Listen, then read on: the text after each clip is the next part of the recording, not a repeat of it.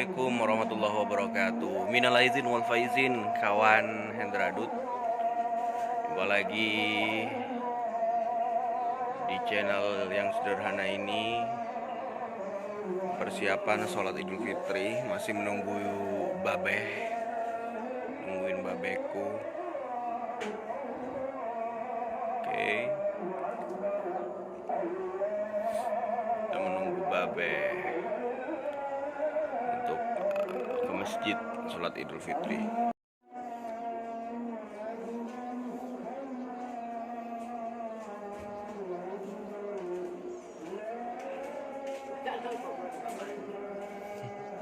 Iya, nanti bapak ya.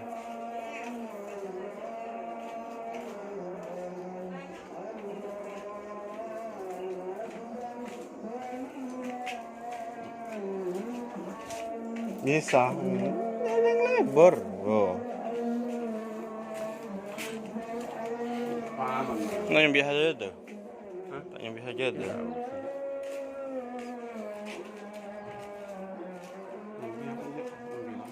Iya, ini biar dia tak kuat. Menjat lang.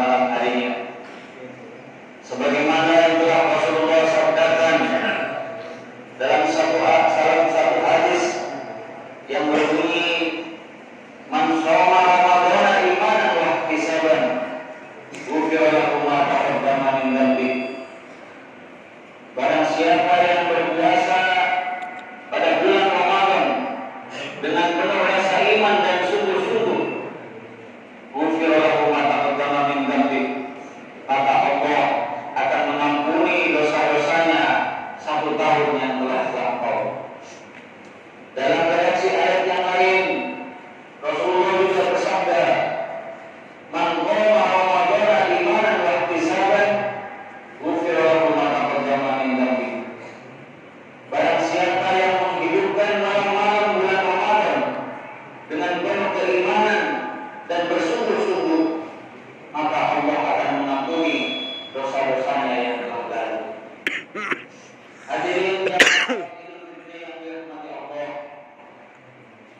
pada 2 hadis ini tidak ada kontradiksi, tapi yang ada adalah bahwa Rasulullah memberikan pesan kepada kita sekalian bahwa pada bulan Ramadan 24 jam penuh, siang maupun malam, Allah Subhanahu wa taala menyiapkan ampunan maghfirah kepada kita sekalian. Kalau pada hari-hari yang lain mungkin ada waktu-waktu yang istijabah kita untuk memohon ampun atas dosa dan kesalahan kita, tapi khusus bulan Ramadan, Allah Subhanahu wa taala menyiapkan sehari semalam membuka pintu maghfirahnya untuk kita meminta ampun kepadanya. Oleh karena itu, pada saat bulan Ramadan, di siang harinya kita berpuasa dengan segala tata cara dan aturannya. Pada malam harinya kita banyak mengamalkan amalan-amalan sunnah, baik itu sholat tarawih, tadarus, qiyamul lail dan lain sebagainya, yang mana tujuannya tak lain dan tak bukan adalah untuk semata-mata kita mendapatkan maghfirah dan ampunah dari Allah Subhanahu wa taala. Allahu Akbar, Allahu Akbar, Allahu Akbar, walillahil hamd. Hadirin jamaah salat Idul Fitri yang dirahmati Allah, ada beberapa ciri dan tanda bahwa amalan-amalan kita pada bulan Ramadan diterima oleh Allah Subhanahu wa taala. Tapi setidaknya para hadirin sekalian, bahwa amalan pada saat Ramadan kita diterima oleh Allah, paling tidak kita mempunyai 3 hal yang bisa kita rasakan. Yang pertama adalah peningkatan kualitas ketakwaan personal kita kepada Allah Subhanahu wa taala. Hal inilah yang menjadi tujuan daripada bulan puasa Ramadan itu sendiri. Sebagaimana yang difirmankan di dalam surat Al-Baqarah ayat 183, "Ya ayyuhalladzina amanu kutiba 'alaikumussyam kama kutiba 'alal ladzina min qablikum la'allakum tattaqun." Dari inti dan muara semua amalan-amalan ibadah pada bulan suci Ramadan, terutama amalan wajib berpuasa kepada Allah Subhanahu wa taala, adalah semata-mata adalah untuk meningkatkan ketakwaan kita kepada Allah. Jadi apabila setelah bulan Ramadan gairah kita, kecintaan kita kepada Allah, ibadah kita semakin meningkat, amalan-amalan kita semakin membaik, itulah ciri-ciri dan tanda-tanda bahwa amalan kita di bulan Ramadan diterima oleh Allah Subhanahu wa taala. Karena Allah berfirman dalam ayat yang lain, "Inna akramakum indallahi atqakum," bahwa sebaik-baik kalian di hadapan Allah adalah yang paling baik tingkat ketakwaannya. Allahu Akbar, Allahu Akbar, Allahu Akbar, walillahil hamd. Kemudian yang kedua,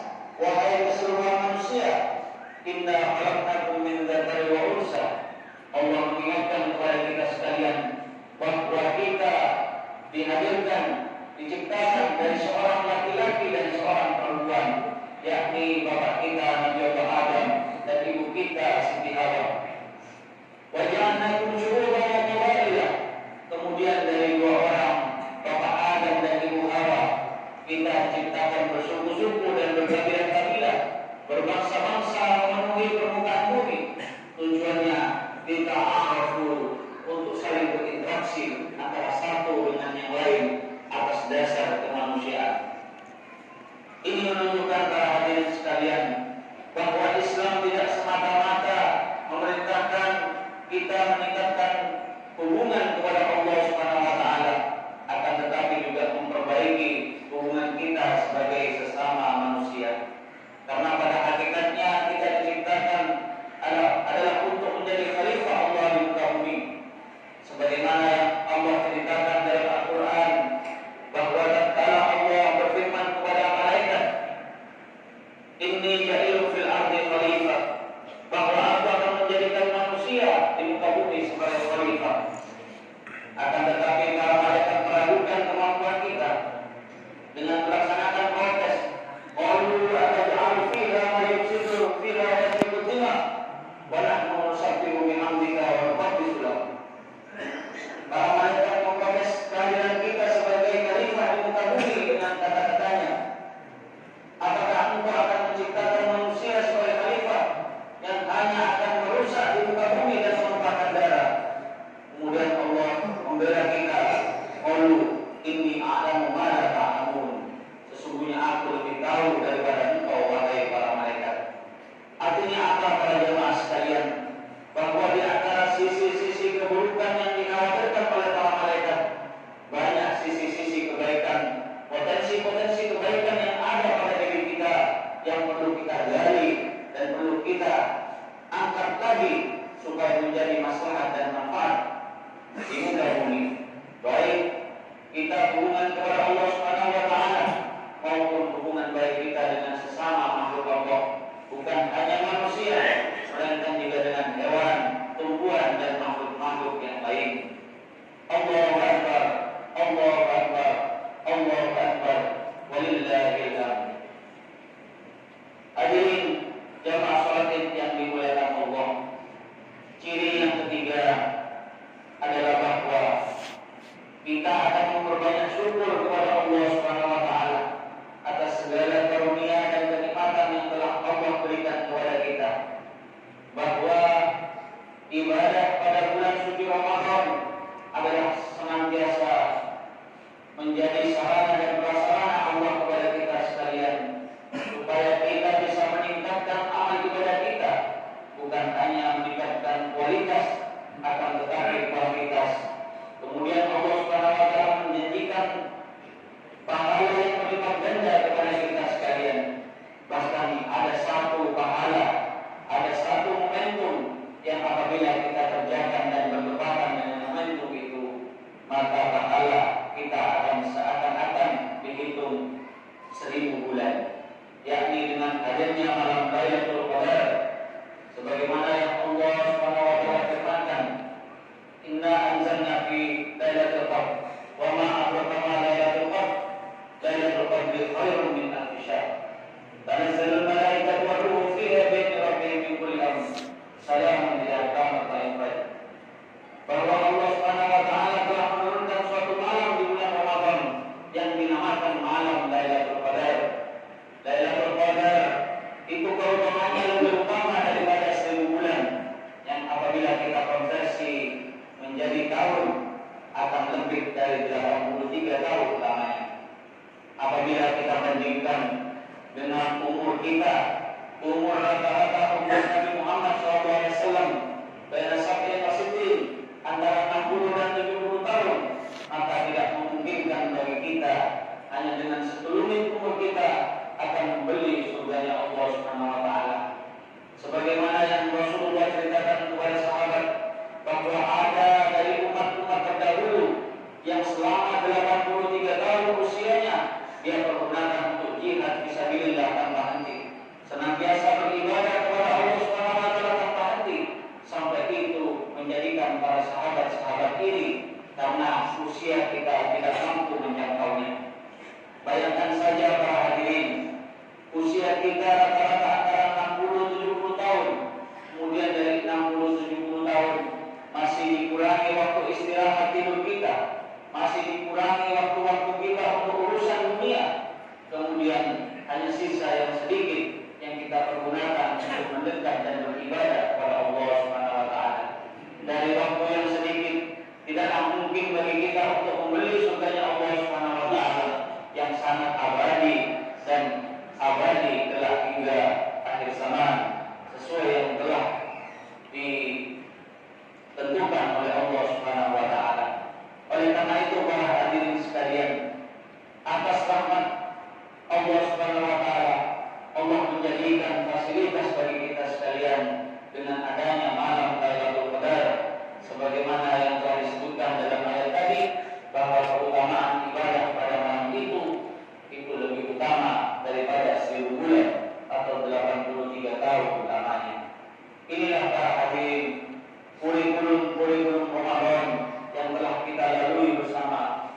Mudah-mudahan apa yang telah kita jalankan pada bulan Ramadan kemarin senantiasa mendapatkan ridho, pahala dan ampunan dari Allah Subhanahu wa taala. Amin. Bolehkah Ramadan pergi? Bolehlah kita menangisi Ramadan yang telah pergi? Akan lebih penting lagi apabila kita menangisi apakah umur kita akan sampai pada Ramadan yang akan datang. Oleh karena itu, tak lain dan tak bukan, harapan satu-satunya kita untuk senantiasa meningkatkan ketakwaan di hadapan Allah adalah senantiasa meningkatkan ibadah kita dengan berlandaskan berdasarkan kurikulum Ramadan. Jangan sampai ibadah-ibadah kita yang telah dilaksanakan pada bulan suci Ramadan pada bulan-bulan berikutnya semakin melemah atau semakin berkurang. Justru dengan semangat momentum Ramadan akan menjadikan kita lebih semangat lagi menghadapi 11 bulan ke depan untuk kita menjadi lebih baik dan lebih baik lagi. Itulah tujuan akhir daripada Ramadan, supaya kita bisa meningkatkan ketakwaan kita kepada Allah sebagaimana yang telah Allah sebutkan dalam surat Al-Baqarah ayat 183 tadi. Allahu Akbar, Allahu Akbar, Allahu Akbar, walillahil hamd. Yang terakhir para hadirin sekalian, yang perlu juga tidak kita lupakan, bahwa pada bulan suci Ramadan Allah menurunkan Al-Quran sebagai mukjizat kepada Rasulullah SAW. Kalau mukjizat yang diturunkan Allah kepada nabi-nabi yang lain hanya bisa dimanfaatkan, hanya bisa dilihat pada zamannya masing-masing, tapi terkhusus Al-Quranul Karim, Allah Subhanahu wa taala memberikan mukjizat ini untuk kita manfaatkan sampai akhir zaman. Al-Quran dalam waktu 23 tahun Rasulullah berdakwah bisa membolak-balikkan suatu keadaan di mana pada saat Al-Quran diturunkan, pada saat itu keadaan umat terutama di Jazirah Arab pada saat itu terkenal dengan zaman jahiliyah, zaman di mana moralitas umat manusia berada pada titik nadir, berada pada tingkat yang paling bawah sekali. Bagaimana mereka membunuh anak-anak perempuan mereka, bagaimana mereka mempertukarkan istri-istri mereka. Akhirnya secara moralitas pada saat itu bangsa Arab berada pada titik yang paling jelek dan paling buruk akhlak dan moralitasnya. Akan tetapi dengan Al-Quran, dengan akhlak Rasulullah melalui Al-Quran, cukuplah 23 tahun Rasulullah membolak-balikkan keadaan dari zaman jahiliyah menjadi zaman yang terang benderang, bilang gemilang menjadi generasi keemasan karena Al-Quran. Oleh karena itu para hadirin sekalian, itu menunjukkan bahwa Al-Quran adalah sumber keselamatan, sumber kebaikan kita yang akan menuntun keselamatan kita dalam hidup dunia maupun akhirat. Itulah oleh Rasulullah SAW. Itulah oleh Ramadan yang masih disediakan kepada kita sekalian. Senyambang kita masih hidup, senyambang kita masih ada, marilah kita lebih banyak menelaah Al-Quran, karena di dalamnya berisi petunjuk-petunjuk sebagaimana yang telah Allah firmankan, Syahrul Ramadan alladzi unzila fil Quran hudan linnas wa bayyinatin minal huda wal furqan. Bahwa pada bulan Ramadan itulah Allah turunkan Al-Quran sebagai petunjuk kepada manusia dan sebagai menjelaskan petunjuk-petunjuk itu. Dan kemudian fungsi Al-Quran yang lain adalah sebagai pembeda antara yang hak dan yang batil. Itulah itulah para hadirin sekalian yang bisa kita laksanakan pasca Ramadan. Banyak ibadah-ibadah kita yang tertunda di bulan-bulan sebelumnya, marilah kita perbaiki dengan semangat dan momentum Ramadan. Inilah yang bisa kami sampaikan. Mudah-mudahan banyak hikmah manfaatnya bagi kita sekalian, terutama bagi kita pribadi, untuk tetap menyemangati hidup kita dengan momentum hadirnya Ramadan tahun kemarin. Mudah-mudahan